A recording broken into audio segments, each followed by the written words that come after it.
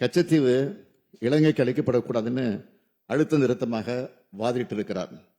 அன்றைக்கு இருந்த திமுக எம்பிக்கள் இரா செழியன், எஸ் மாரிசாமி ஆகியோர் நாடாளுமன்றத்திலே கடுமையாக எதிர்த்திருக்கிறாங்க.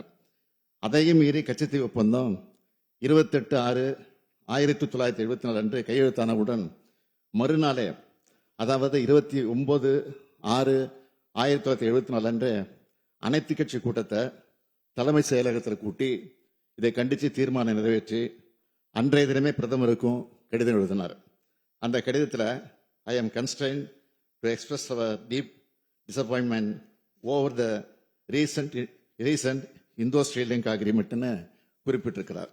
தமிழ்நாடு அரசின் தமிழ்நாட்டு மக்களின் எதிர்ப்பை பிரதமருக்கு தெரிவிச்சிருக்கிறத இங்கே நான் சுட்டிக்காட்ட விரும்புகிறேன். அப்பவே 21/8/1974 அன்று இந்தியாவுக்கு சொந்தமானதும் தமிழ்நாட்டுக்கு நெருங்கிய உரிமைகள் கொண்டதுமான கச்சத்தீவு பிரச்சனையில் மத்திய அரசு எடுத்துள்ள முடிவு பற்றி இந்த பேரவை தனது ஆழ்ந்த வருத்தத்தை தெரிவித்துக் கொள்கிறது. மத்திய அரசு இதை பரிசீலனை செஞ்சு கச்சத்தீவின் மீது இந்தியாவுக்கு அரசுரிமை இருக்கும் வகையில் இலங்கை அரசுடன் செய்து கொண்டுள்ள ஒப்பந்தத்தை திருத்தி அமைக்க முயற்சி எடுத்து தமிழ்நாட்டு மக்களின் உணர்வுகளுக்கு மதிப்பளிக்க வேண்டும் என்கிறது அரசினுடைய தனி தீர்மானத்தை முன்மொழிந்து நிறைவேற்றினவர் நம்முடைய முதலமைச்சராக இருந்த தலைவர் கலைஞர் அவர்கள்தான். கச்சத்தீவை மீட்கவும் கச்சத்தீவில் இருக்கிற இந்திய மீனவர்களுடைய பாரம்பரிய மீன்பிடி உரிமையை நிலைநாட்டவும் தொடர்ந்து பல்வேறு முயற்சிகளை திராவிட முன்னேற்ற கழக அரசு எடுத்து வந்திருக்கு. கழக ஆட்சியில் இருக்கும் போதெல்லாம் ஒன்றிய வெளியுறவுத்துறை அமைச்சருக்கும் பிரதமருக்கும் கடிதங்கள் எழுதி தமிழ்நாட்டு மீனவர்களோட பாரம்பரிய மீன்பிடி உரிமையை மீட்க வலியுறுத்தி வந்திருக்குன்னு தெரிவிச்சுக்க விரும்புகிறேன்.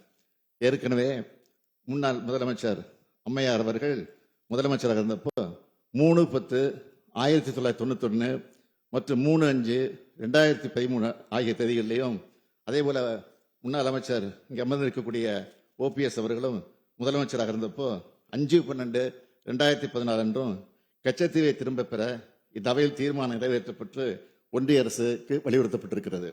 நான் முதலமைச்சராக பொறுப்பேற்ற பிறகு மாண்புமிகு பிரதமர் அவர்கள் முதல்ல தமிழ்நாட்டுக்கு வந்தப்போ கச்சத்தீவை திரும்ப பெற நான் வலியுறுத்தி குறிப்பிட்டு காட்டியிருக்கிறேன். பிறகு 19/7/2023 அன்று மாண்புமிகு பிரதமருக்கு எழுதின கடிதத்தில் வரலாற்று ரீதியாக கச்சத்தீவு இந்தியாவின் ஒரு அங்கமாக இருக்கிறது. தமிழ்நாடு மீனவர்கள் பாரம்பரியமாக கச்சத்தீவை சுற்றி மீன்பிடித்துள்ளார்கள். மாநில அரசின் ஒப்புதலின்றி கச்சத்தீவு இலங்கைக்கு மாற்றப்பட்டதால் தமிழ்நாட்டு மீனவர்களின் உரிமைகளும் வாழ்வாதாரமும் பாதிக்கப்பட்டுள்ளது என்பதை மேற்கோள் காட்டி கச்சத்தீவை திரும்ப பெற வேண்டும். அதுவே தமிழ்நாட்டு மீனவர்களுக்கு நிரந்தர தீர்வாக அமையும்னு, அதுவரை தமிழ்நாட்டு மீனவர்களின் பாரம்பரிய மீன்பிடி உரிமையை மீட்டுக் கொடுங்கள் அப்படின்னு கேட்டுக்கிட்டேன்.